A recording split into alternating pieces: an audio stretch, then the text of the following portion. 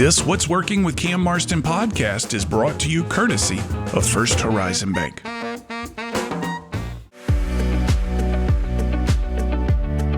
Hi, I'm Tabitha Scott, a human dynamics expert and the host of Bucket Listening, brought to you by First Horizon Bank. I hope you will join me as I sit down with people from all walks of life to learn how their passions, insights, and persistence have helped them turn their bucket list into a beautiful life. Tune in on your preferred platform or visit firsthorizon.com/podcast.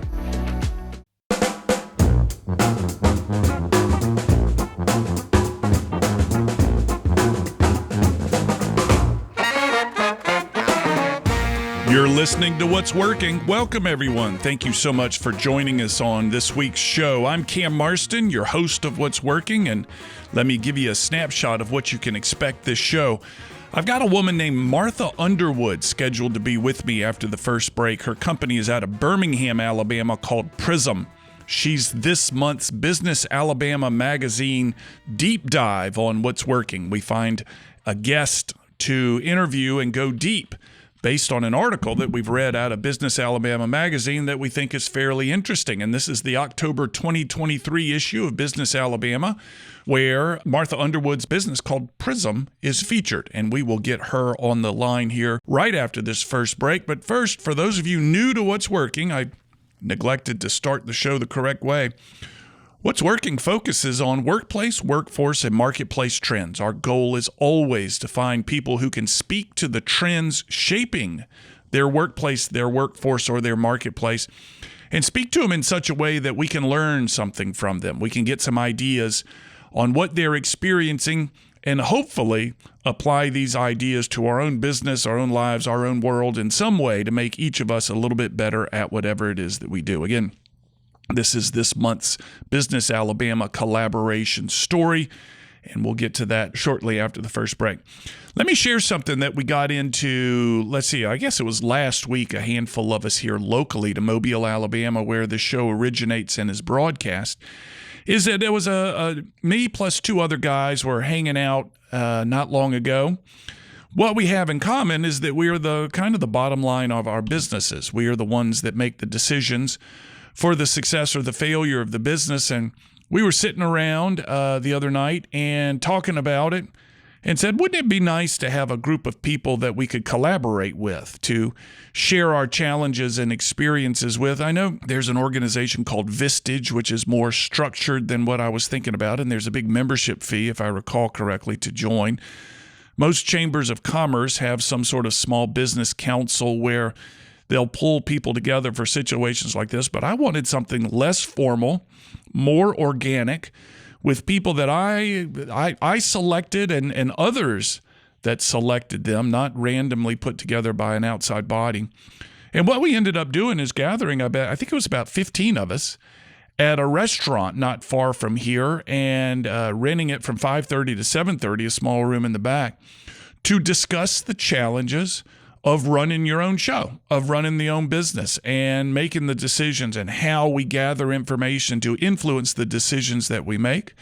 None of us knew what to expect. We all came kind of sheepishly, and though my name was one of the organizer names, I also was somewhat sheepish in coming to the group.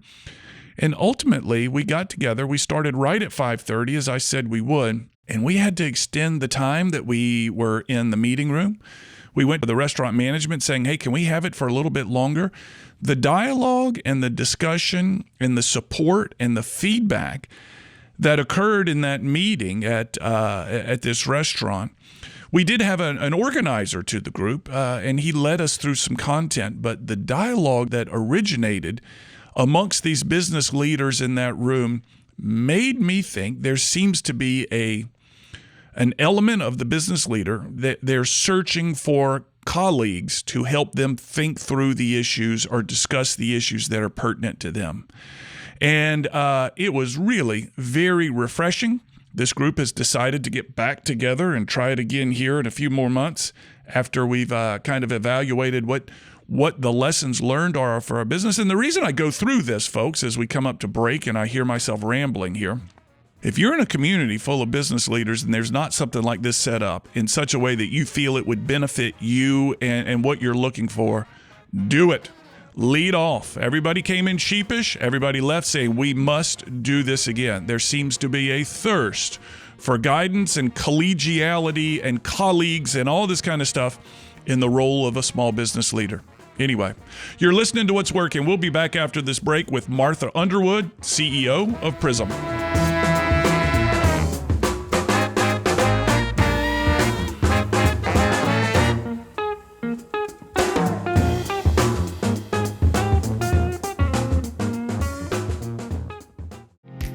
This is Seth Cherniak, Vice President of Branch Development for the Jeffrey Matthews Financial Group. If you're an experienced financial advisor wanting the freedom of independence, but aren't sure making that jump is right for you, we should talk. Jeffrey Matthews has developed a successful program for advisors who don't want to be 1099 contractors and don't want to pay for their own overhead. We're looking for advisors who want the freedom to run their business the way they see fit, with the support that comes with a W-2 firm. If you're interested in joining one of our branches, or if you want to open your own branch as a full-time employee, let's chat. Our compensation plan is one of the most competitive among all W-2 firms, big or small. Reach out to us today at jeffreymatthews.com, connect with me, Seth Cherniak, on LinkedIn, or click the link in the podcast. Jeffrey Matthews Financial Group, member FINRA, SIPC.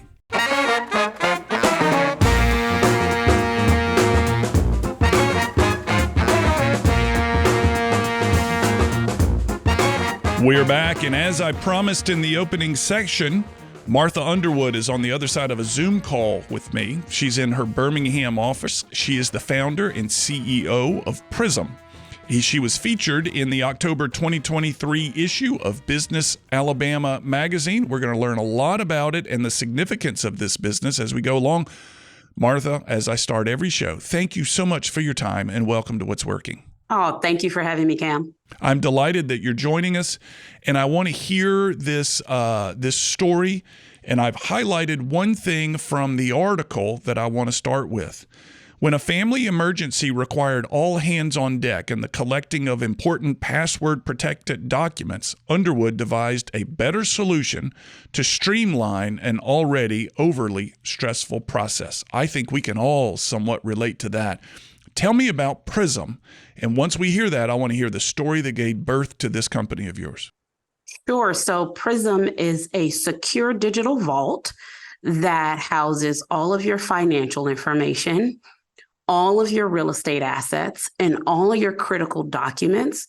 And we allow you to share that with your trusted family or friends or CPA or financial advisor or attorney, and then choose the permissions.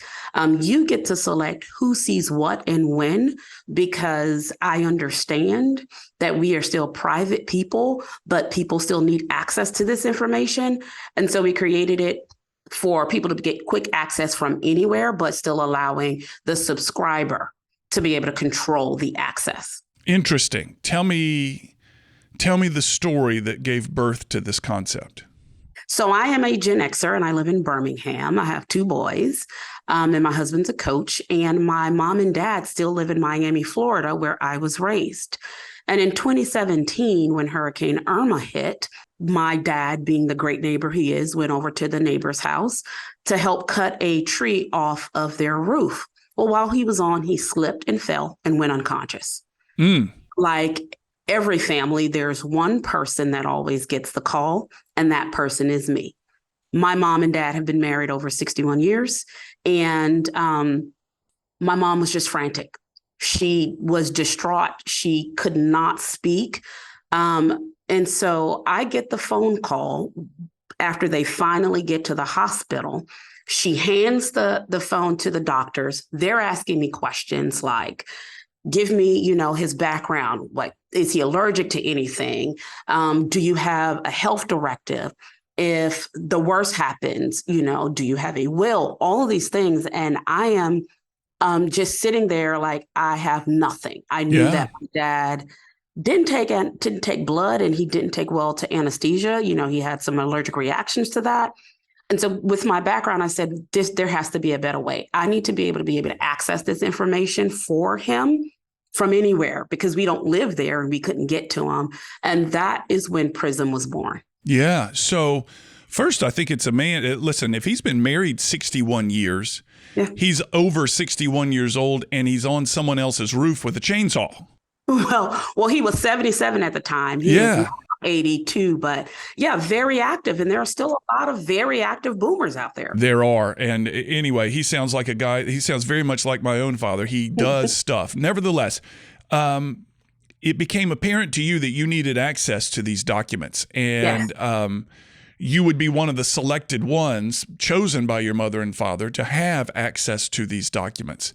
So you've created a technological space that's protected, that's encrypted, can we say? Is that the right term? Yes, absolutely. It's bank level encrypted. Bank level encrypted that allows other people access. What type of documents does this, let's call it a vault? Can we call it a vault? It's a vault. What kind of documents does this vault need to include? Because there are listeners out there, myself included, whose parents are aging. And at least in my father's household, he says, if anything ever happens to me, there's this certain drawer that has stuff in it, but it doesn't have everything. You'll have to figure out what's missing. Like, okay, well, it's a start. It's a lead. Yeah. What type of documents does something like this need to include? And so we actually have a guide within Prismm to say, here are the top 10 documents that you need. Yeah. You need your will.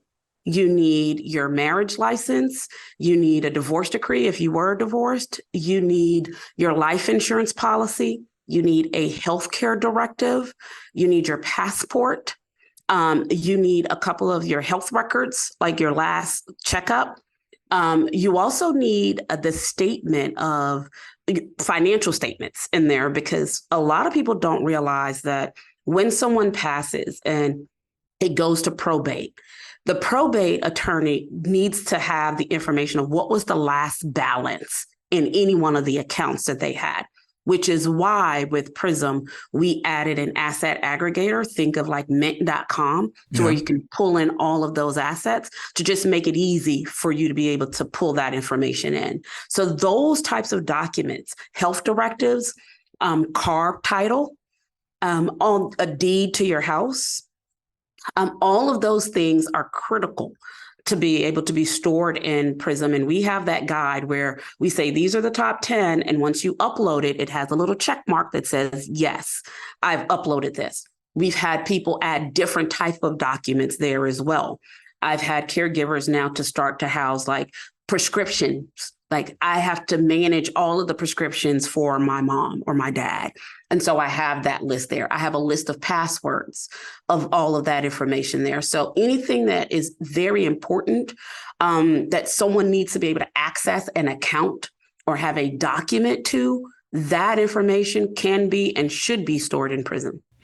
There was once a fear of keeping these documents in paper form, that someone could break into your house perhaps and steal these documents in paper form. It seems that the fear has flipped in that it's there's no longer, or perhaps there is. I'm interested in your comments. Is it safer to have these things in paper form or in electronic form? Because we read about the ability of bad people, the bad guys, to get in and find this stuff and steal your Social Security number, and suddenly there's somebody out there with your ID and charging stuff to your name. What is your thought on, because there's someone like my father who's 86 who's saying, man, I don't even know how. I've got it all in a file in my desk. What do you think? Right. So there are always going to be bad actors out there. And so here's the thing with Prismm. And here's what I tell everyone, especially being in technology over 25 years. When you hear about these large breaches where someone has breached an organization, a hospital system, or you're an app, typically it's because the creators of the application or someone that has access to it was careless with their password. And someone got to what we call the system administrator password and was able to access these large databases that is used in these organizations. and thereby getting access to your information. The quickest way for someone to get your information is for them to get access or to guess your password, which is why you have all of these phishing expeditions where people say, hey, you have this email that wants you to click on this link, or it looks like it came from Amazon, or it looks like it came from your bank. And when you click on that, then they now have access to your computer and then able to get to your password. So what I say is you need to be diligent in maintaining passwords that people can't guess and actually change those passwords often, which is why, again, something like Prismm, we force you to do that. You force them to update the password regularly. Correct. Yeah, I've got a sticky note above my computer here in my office. You can't see it on the screen here, of passwords. And I wonder, is that a good idea to have a sticky note of passwords? We'll talk about that when we get back from break. And I want to hear about the industries and the professions that you're advising to introduce Prismm to their clients. But before we go to break, I want to remind the listeners about First Horizon Bank's Bucket Listening podcast. The theory being, why wait until you've retired to start your bucket list? Why don't you make your life's endeavor, your business, your challenge of earning a living a part of your bucket list, and relying on First Horizon Bank to help you do that? You can find Bucket Listening at your favorite podcast app destinations, and I've listened to it. It's really good. We'll be back right after this break with Martha Underwood, founder, CEO of Prismm.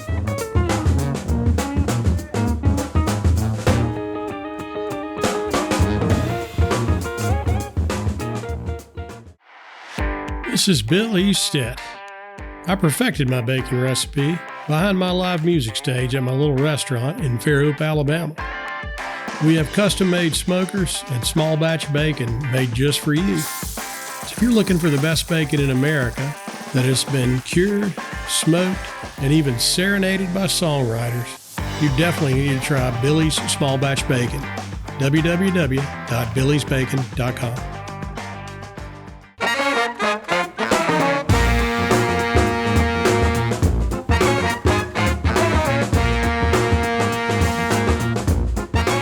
Martha Underwood is the founder and CEO of Prismm. They're based in Birmingham, Alabama. She was featured in Business Alabama's October 2023 issue. If you want to find that magazine, you'll find her on page 43. And we're talking about the technology that is a vault. I'm kind of making terms up as we go along. She's nodding to tell me that we're doing it correctly. A vault that's encrypted, that keeps the most personal and, let's say, sacred documents anybody can have in one place. Should things go wrong, others can access it to square things away. These are all very nebulous terms, Martha, and I'm sorry for the not knowing the language of it. But prior to the break, we were talking about what type of people out there want their clients to have this. I can see, kids wanting this for their parents, but there's got to be a business-to-business application here too. Talk to me about that. Sure. So financial advisors use us pretty regularly and have sought us out because they are looking for a way to, one, help their boomer clients plan. Yeah. To be able to transfer their wealth to the next generation, right, to their heirs, because depending on who you speak to, some may say 73 trillion, some may say 84 trillion is going to be transferred to the next generations over the next 20 years. And so they are trying to prepare to make sure that they help their customers and also help their customers' children be ready to receive that. Yeah. Estate planners also use our platform. And most recently, banks are looking at using our platforms, which is pretty interesting because people typically have a safety deposit box at banks. This would be considered a digital safety deposit box. And if anyone had to deal with transfer of wealth or dealing with a bank to transfer money from their parent or someone who left them something as a beneficiary, they know that that process can be very painful. Prismm helps seamlessly do that. So it would be, so I have a financial advisor. His name is Marshall. Marshall would say to me, Cam, I've subscribed you to this service. Yep. Here it is, and here is the 10 documents I need you to generate or find copies of. Scan them in, take a picture of them, whatever, and put them in this thing. And once I see that your 10 documents in there, he's going to get me some incentive. I know him. He's going to give me a lollipop or something like that. Sound about right? That's about right. That's exactly it, Cam. Yeah. And the great news is he can also upload for you if you give them those permissions.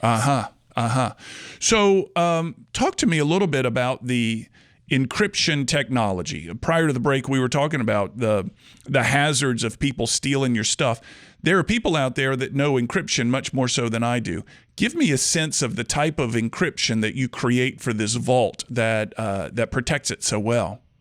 Sure. So not going into too much details from a technical perspective, but we encrypt in rest, meaning when your information is uploaded and stored, all of that information is encrypted. We also encrypt in transit. So when you're typing that information in or you're uploading a document, all of that information is encrypted. We leverage the best-in-class tools that AWS have, Amazon Web Services, which is what most of the top industry leaders use or industry applications use, which ensures that we are as secure as we can be to protect all of these important documents that our subscribers would load into Prism. Yeah, I remember there was a time when people thought that anything on the cloud was less secure. Now that also has flipped, and it's the most secure. Is that right? Correct. That is correct. And the cloud is based all over the world in different places. So bits and pieces, and I don't understand this, but bits and pieces of each of your content is securely held in many different places. Is that correct? Correct. So right now it's securely held in several different places. Anything that you have out there, even like with your banks, right? If you have an account with them, we because of my background in banking, we have redundancy. So if we have it stored in one database or one data center, if something happens to that or disaster recovery or tornado comes over, how are we able to make sure that there's no interruption in your service? Right? We flip over to another data center. Yeah. And so that's the same kind of thought process with how we, one, secure the information that we have and make sure that you always have access to it. Tell me the process of, let's assume my father were to subscribe to your service and there are, let's say, half a dozen people that he wants to have access, but not all of them have 100% access. You can limit the access, can't you? Yes, I can. Tell me the thought process of what he would need to go through to say, me, his son, Cam gets 100% access, but this is my attorney and he doesn't get this. Is there some process along the way where you check off? Tell me how it works. How do you select who gets to see what? So it's pretty simple. And you already kind of have in your mind who you would want to see what. You would build that matrix out before you come into Prism. Yeah. You would, one, set up your account, and then you would send that invite so your dad would send you an invite and say, for my financial accounts, for my real estate property, and for my documents, I want Cam to have administrator level. Right. Oh, I see. If I want to invite my financial advisor, I maybe am just going to give him access to my financial tab, and then maybe a couple of the documents on the document tab. Yeah. And then I'm saying you have read-only access. Unless I want you to upload documents for me, and then now you can have administrator access, or I don't want you to have any access right now because maybe I have all of this here and you're my attorney and you still have a file cabinet. Yeah. But if something should happen to me, you have access so I can come in and trigger the account. And when I trigger that, everything goes into a read-only state. And as your attorney, I now see everything and I can make sure it aligns to what I make up on paper. So I see the need for financial advisors. We talked about that. I can see the need for attorneys. What else is, as you're trying to grow Prism, now let's talk less about the product and more about your role as the CEO. Sure. Tell me about expansion plans. How are you talking about this product and to whom are you talking about it to? And so I mentioned banks a little earlier because right now they are laser focused on how to service customers better. Mm-hmm. And also how to capture the next generation of customers. With the advent and the rise of digital banking, if something ever happened to a subscriber that might have had a digital bank, how do I ever find that? And so digital banks are looking to say, hey, this is another way for us to be able to, one, enhance the customer experience, but two, make sure that your people know that you have this bank account.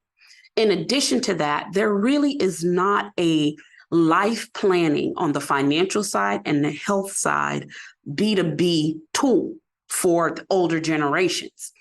Or even me as a Gen Xer, I have a file cabinet with all of my kids' health records, my husband's health records, my health records. And so what I've done is I've consolidated all of that into Prismm. And then taking care of my parents, my dad has an orthopedic doctor. He has the dentist, he has his internal, medicine, he has all of these doctors, and that's 3 different patient portals that I have to go into, which becomes cumbersome work for me, in addition to baseball games or football games or my life. Right. And so we see that Prismm is going to grow into a platform to where people can manage several things of their life by just consolidating or bringing in information from all of these information sources that we access every day to make it easier for our lives.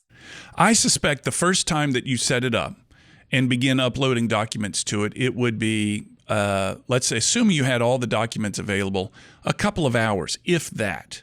Correct. But my suspicion is that once you've set it up, it's really simple. It is absolutely simple, and it makes your life so much easier. Yeah. What about tax returns? Are you asking people is that a document Yes. you'd want in there as well? Yes, tax returns are absolutely documents that we would want in there because you can actually share this with your CPA. Family offices use this because there is collaboration between a CPA, a financial advisor, and an attorney. Martha Underwood is the founder and CEO of Prismm, based in Birmingham, Alabama. She's this month's Business Alabama collaboration show. She's featured in the October 2023 issue. We'll be back after this break. Martha, let's talk a little bit about your journey and your technology background and what landed you here. I think there's a good story there based on this article. We'll be right back. You're listening to What's Working. I'm Cam Marston.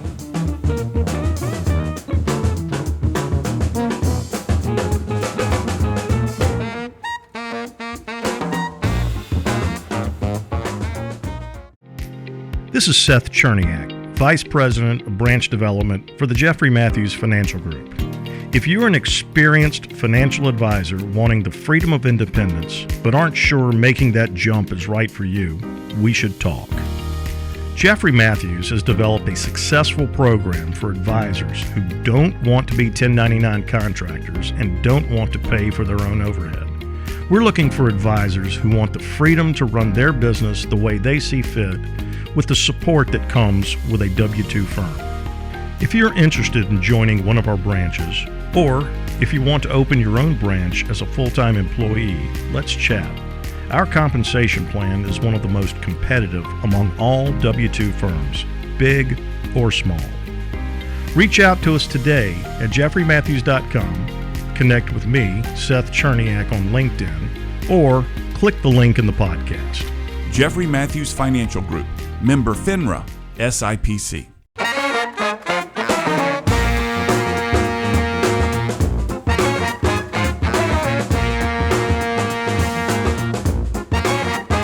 On the other side of a Zoom call from me is Martha Underwood. She's the founder, CEO of Prismm. She's featured in Business Alabama, the October 2023 issue. You're listening to What's Working. I'm Cam Marston as we enter segment 4 with Martha. The goal is to learn a little bit, Martha, about your own background, where your technology savvy began. And if I read the article correctly, this is not your first rodeo in creating new tech products. No, it's not. So I started my career at IBM. I started coding in the 8th grade and went to a computer magnet high school in Miami, Florida. Worked for IBM for 10 years as an EDI analyst, reading bisynchronous lines and making sure that money flowed to the big houses like Western Union. Made sure that Mercedes can deliver, parts to different plants. So had a great career there, then met a boy And, and It's amazing how many stories we've had on this show that the trajectory of a career changes when they say, met a girl or met a boy. Yeah. Yes. And he is from Fort Payne, Alabama. Yeah. And we moved here in 2007, moved to Birmingham, where I switched from working at IBM to a small health informatics startup called MedSeek. So we were on the front ends of building the patient portals. So did that for a while, then got recruited by a company out of Silicon Valley to help grow a insurance company here that calculated commissions for health care producers or insurance agents. Worked there, positioned them to be acquired by SAP. And then a large bank came calling and said, hey, Martha, we'd like you to come in and help with large transformation projects on the mortgage side, on the small business side, and on some of the branch side. And so I did that for about 5 years and positioned them after they got purchased by PNC. And then said, I had built Prismm for myself, back in 2017. And I said, let me build this because for others, and let me truly productize this, because 2020, several of my friends got impacted by COVID. Yeah. Their husbands died, their wives died, their grandmothers, their mothers, their fathers, and they realized the chaos that came with that. And that's where we really said, all right, this is a product that we know is needed. It's a conversation that we don't want to have, but we have to have the courage to have it. And I have the know-how and the knowledge to get it done. And I solved it for myself. And this is going to be something that will be of value for everyone. And so that's what got me here. You went from working for IBM to increasingly responsible roles in different organizations. As you've told the story, it sounds like you are continually put into positions of leadership. You're now the ultimate boss. You're the big chief. How does that feel compared to working for others? And I ask this because I had a meeting last week of big chiefs here locally, all of small businesses, and no one used the word, but the word that I heard say it is lonely. It can be lonely. Tell me your experience being the big chief. I would definitely say that it could be lonely. But I am thankful for those experiences because it prepared me, especially IBM. I said growing up in IBM, as a young tech person out of college, they made us sit in different seats. They made us sit in an HR seat. They made us sit in a finance seat. They made us sit in a consulting seat and the healthcare seat and the supply chain seat, which made me ambidextrous. And so that now being the chief, I'm able to see things that others may not be able to see. I'm able to see intersections of different industries of where we can provide value. I'm able to dive deep into the finances and understand that piece and to make sure that we are profitable and how to build business models that make sense for us and our consumers. And so while I'll say it's lonely, I keep a tight circle and I'm always networking with other chiefs to learn. And so it's always, how do I learn to be better? How can I learn from someone else who's already done this or who's done this better? And how can I learn from younger people that might be coming behind me? Tell me about your team. The photo here shows you with two people. Tell me about your team. So my co-founder is Chris Winslet. He has been in technology for several years. He has built several different platforms and sold them to large companies. So he is a tech savant who is very security conscious, which is why I'm so confident in the security of Prismm. And my COO is actually my sister because she is the other person that gets called. And she has had a 20-year banking career. So she understands the challenges here, and she understands because it's personal, since it's our parents that we take care of. She understands strategy and marketing, which makes us a great, well-rounded team. And then we have developers that work with us as well. Yeah. One of the things that I understand about, that I think I understand about security and technology is that it's kind of how to describe it? It's kind of a reactive thing. In other words, the bad guys have figured out how to get around the technology.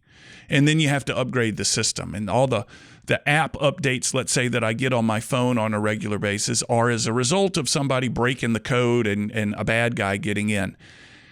Are you able to create an unbreakable, this is an unreasonable question, but an unbreakable technology considering the cleverness of the bad guys out there? You mentioned the capability of your tech guy. Yep. How often are updates necessary due to somebody figuring out how to get around it? And so we haven't encountered that, but we are always keeping up with security patches, making sure that the platform is secure and up to date on the latest patches and software that's out there for us to run on. Yeah. But the other thing that I'll say is no one can create a foolproof system. Yeah. No one. You will hear, banks get breached. You won't hear that because the team on the back end is working diligently to make sure that you don't have maximum impact. The impact is very minimal. Yeah. And that is why we have multi-factor authentication to make sure when you are logging in, we determine that it is you who's logging in. We'll send you a code on your email. So you need to put that code in. We will send you a text message code to the phone number that you put on file to say, if you don't put this in within the next 60 seconds, then you can't get in or that you're locked out, right? The other thing that I'll say that is pretty important here is at Prism, we can't see any of your information and we built it like that on purpose. Interesting. Right? It's like, well, you can see it. No, we cannot. Yeah. We built it to where even we can't see it, right? You can log in. We can make sure we can unlock it for you, but we can't see your information because that is for you. And we are very conscious of that to make sure that the consumer has control of their information, not the organizations. What is your plan for Prism? Where do you see this thing going? Goodness knows. And the statistic that you cited earlier that's featured in this article here about the number of baby boomers retiring, or rather passing on their assets, is just an extraordinary. It's a document bonanza of what needs to happen as those assets are passed on. So there used to be 80 million baby boomers. I don't know how many there are today, but there's a document bonanza that's about to happen of important stuff. Therefore, as we wrap the show, what's your plan for Prism? Well, I see Prism as being the platform for wealth transfer to the next generation to make sure no dollar is left behind. And the one thing that I say all the time is we work too hard for our wealth to make sure that our heirs and our children and our grandchildren are taken care of for us to miss this step, for it to all fall apart at the end. And that's what's been missing, which is why this is so critical. So we see platform as being the premier platform for transferring wealth. How do people find you? They can find us at getprism.com. That's GETPRISM.com. They can find us at getprism across all social media platforms. And if they want to connect with me on LinkedIn, they can find me under my name, Martha Underwood, or email me at martha@getprism, GETPRISM.com. PRISMM.com. You heard it. There's an additional M at the back. Martha Underwood, founder, CEO of Prism. Thank you so very much. Thank you. We'll be back after this break with the final segment. You're listening to What's Working. I'm Cam Marston.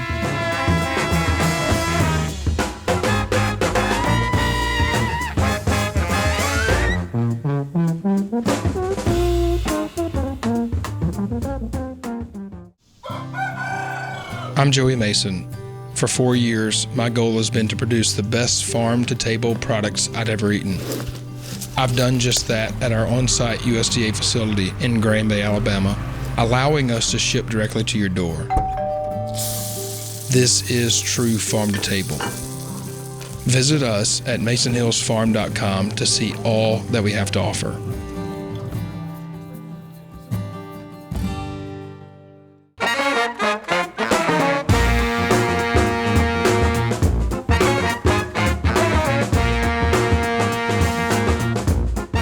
Thanks to Martha for giving me the time to talk about Prism. I want you to remember it's 2 M's, PRISMM. One of those is silent, I don't know which, but If you want to reach out to her, check her out online. I'll have a link to her website in the show notes. If you want to come listen to the podcast of this, if you're listening to a radio broadcast of this show, and you want to find that link, go to what'sworkingcam.com. There you'll find this show as a podcast. And in that show podcast, in the show notes, I'll have a link to her site and as well as to her LinkedIn profile, which she offered. And you can reach out to her that way. It does sound like a valuable product. And as so often happens, after the recording, I stopped recording, she and I have a quick chat about, I thank her and everything. And she said to me that there is actually legislation being proposed about effective use of documents in considering this enormous generation of baby boomers who will begin fading soon, who are fading, frankly, and will continue. And the understanding of our federal government of the document tsunami, I'm going to say, that is happening I'm trying to be polite. Lots of baby boomers are going to die real soon. They're leaving a lot of money and stuff to their kids and grandkids, et cetera, and none of that stuff can be passed appropriately unless there's a correct documentation to do so. So our federal government has begun the process of creating legislation that will help in this management of documents as so many of these baby boomers die. However, as we record this right now, our leaders, and I use air quotes around that word, in Washington, D.C. amount to a clown show. And this show has never been about politics, but I don't think anyone listening, regardless of where you are on the political spectrum, would disagree that it's an absolute buffoonery in Washington, D.C., and they, quote unquote, represent our interests. Okay. Martha, I'm grateful for your time, your attention. I'm grateful for your story. I wish you the best of luck because the product that I think you're working on there is, as I said before, in demand because there are a lot of parents out there who have children like me who have said, and my father hasn't done this, but I've heard him kind of reference it, hey, you'll have to figure it out. When I'm gone, I'm the least worried about this situation after I've gone. You'll have to figure it out. All our documents are kind of in this part of the household. Good luck. So thank you, Martha. Find me on social media, folks. Checked out my LinkedIn profile. Checked out what's going on with the show through LinkedIn. Follow me on social media on Facebook. That seems to be the one that I enjoy the most and is probably most reflective of my age. I don't tick, nor do I talk, but I do have a profile there that occasionally somebody will put up content from me, so find that as well if you wish.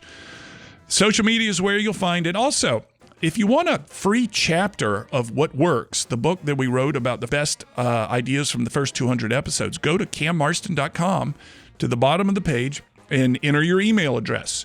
You'll get a free chapter and you'll get updates going down the road of any new things we've got going on.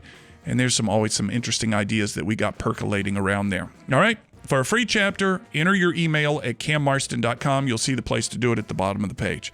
That'll wrap us up. Have a good week, everybody.